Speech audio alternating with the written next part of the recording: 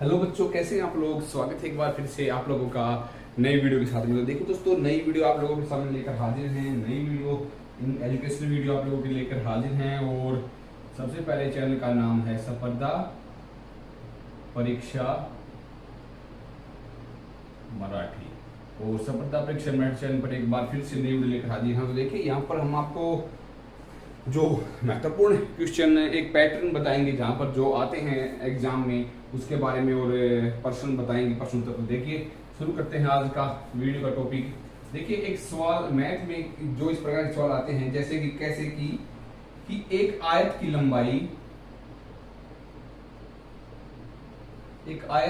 लंबाई व चौड़ाई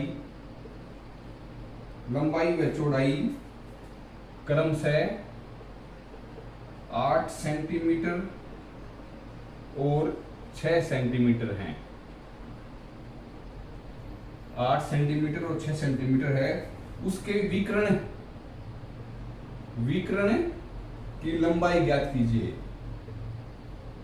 विकर्ण की लंबाई ज्ञात करो। तो देखिए, ऐसे सवाल बहुत आते हैं एग्जाम में, किसी भी एग्जाम हो, यूपीएससी हो चाहे छोटे छोटे एग्जाम हो, कलरक का, सब में ये सवाल आते हैं। एसएससी सब कुछ है। देखिए, इसमें क्या दे रखा है, तो देखिए इसके आंसर दे रखे हैं। Answer A 12 centimetre, B 11 centimetre, C 10 centimetre और डी 9 सेंटीमीटर। देखिए, इसका क्या करते हैं। देखिए, आयत क्या होती है। देखिए, मान लीजिए एक आयत है, इस प्रकार से होती है आयत, और उसका विकर्ण याद करना है। क्या करना है? विकर्ण याद करना है। तो क्या होगा, यानी कि इसके जो बीच की जो रेखा है ये याद करनी है। तो ये मान लीजिए ए, बी, सी और डी, ये है 8 सेंटीमीटर, 8 सेंटीमीटर दोनों तरफ है, और एक 6 सेंटीमीटर। तो इसमें कैसे याद करेंगे। तो देखिए, आयत का जो विकर्ण का जो सूत्र है वो होता है BC is equal to CD2 plus BD2। ये प्लस है, तो इसका सूत्र होता है। जो देखिए यहाँ पर C और D कितनी है, 8 की 2 प्लस 6 की 2 बराबर है, क्या आएगा 68 टू इसको करेंगे open, plus 63 is equal to 100। और 100 किसका स्क्वायर होता है, 100 स्क्वायर होता है इंटू 2 बराबर कितना आ जाएगा, यानी 100 किसका स्क्वायर होगा, 10 का स्क्वायर होगा। तो 100 यहाँ पर क्या आ जाएगा, 100 बराबर है 10 आ जाएगा। तो इसकी जो विकर्ण की लंबाई है वो है 10 सेंटीमीटर। तो ये एक आसान सा सूत्र है। तो ऐसे सवाल बहुत आते हैं हर एक एग्जाम में, ठीक है। तो यहाँ पर इसका जो राइट आंसर वो हो गया आंसर सी 10 सेंटीमीटर। ठीक है, आगे समझाते हैं। बेसिकली ये सवाल बहुत ही ज्यादा बार पैटर्न इनका होता है। देखिए, और एक सवाल आते हैं, जैसे कि देखिए कि डी ए की बेटी है, डी ए की बेटी है, बी डी के बहन के पिता, डी की बहन के पिता की पत्नी है। ए और बी का क्या संबंध है, ए और बी का क्या संबंध है। देखिए, ऐसे सवालों में भी काफी आसान होता है। देखिए, सबसे पहले क्या है, ए और बी है, मान लीजिए इसका संबंध पूछ रखा है। तो क्या होगा, डी ए की बेटी है, जो डी है वो ए की बेटी हो गई, ठीक है। और बी डी की बहन के पिता है, बी डी की बहन के पिता, यानी कि डी की बहन उसकी क्या हो गई, बहन। ए क्या है, डी क्या है, डी बहन की पत्नी है, डी की पत्नी है। डी के बहन, यानी उसकी बहन की पत्नी, यानी कि ए से उसका संबंध है। और बी का क्या संबंध है, तो देखिए यहां पर बी और डी क्या है, बी और डी क्या है, आपस में बहनें हैं, और बहनें हैं तो इनका इसमें प्लस क्या है रिश्ता, ए क्या है, ए बी की पत्नी है, ठीक है, पति पत्नी का संबंध है। तो ऐसे सवालों को आप इजीली ऐसे सोल्व कर सकते हैं,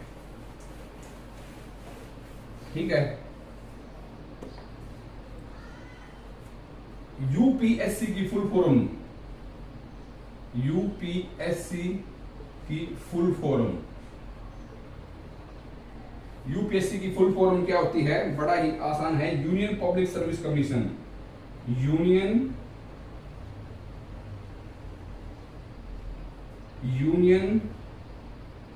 पब्लिक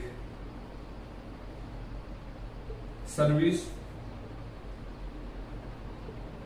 कमीशन।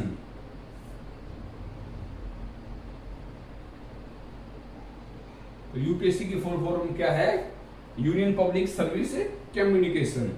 और देखिए कुछ ऐसे और सवाल आते हैं, जैसे कि आपने देखा होगा कि मैथ के सवाल आते हैं किस प्रकार के, कितनी लाभ हुआ कितनी हानि हुई। ऐसे जब एक किताब 60 में बेची जाती है, 60 रुपए में बेची जाती है, ठीक है, तब 10 रुपए का मुनाफा होता है, 10 रुपए का मुनाफा होता है, ठीक है, 10 का मुनाफा होता है। तो मुनाफे का प्रतिशत कितना होगा, मुनाफे का परसेंटेज कितना होगा, आंसर है इसका देखिए 20%, 16.26%, सी है 12% और डी है 15%।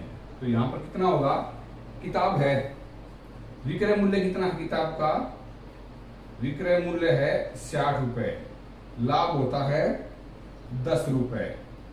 तो इसका क्रय मूल्य कितना होगा, क्रय मूल्य हुआ इंटू 60 माइनस 10 बराबर है 50 रुपए की किताब खरीदी। तो इसका मुनाफा निकालने के लिए जो लाभ परसेंटेज होता है उसका क्या सूत्र होता है, लाभ बराबर है क्रय मूल्य गुणा 100। तो लाभ कितना है, 10 रुपए लाभ है, मल्टीप्लाई 100, क्रय मूल्य उसका 50। तो 50, 5 एकम 5, 5 दूनी 10, 10 दूनी 20।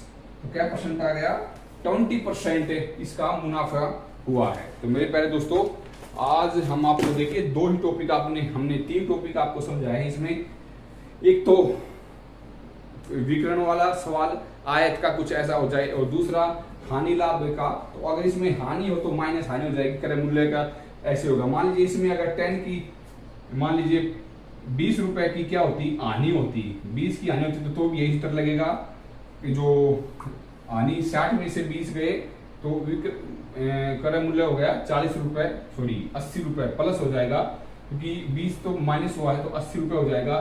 तो इसमें ये आ जाएगा, हानि बराबर है 80 गुणा 100। तो यहाँ पर 0 से 0 कट जाएगी, और 2 5 10, 4 2 दूनी यहाँ पर 10 और 2 यहाँ पर 5। तो 25% अगर हानि पूछ रखी हो तो ऐसे हानि भी निकल जाएगी। तो मेरे प्यारे दोस्तों, आशा करते हैं कि आज का वीडियो का टॉपिक आपको पसंद आएगा। पसंद आए तो वीडियो को लाइक करिए, चैनल को सब्सक्राइब करिए। मिलते हैं आपसे नेक्स्ट वीडियो में।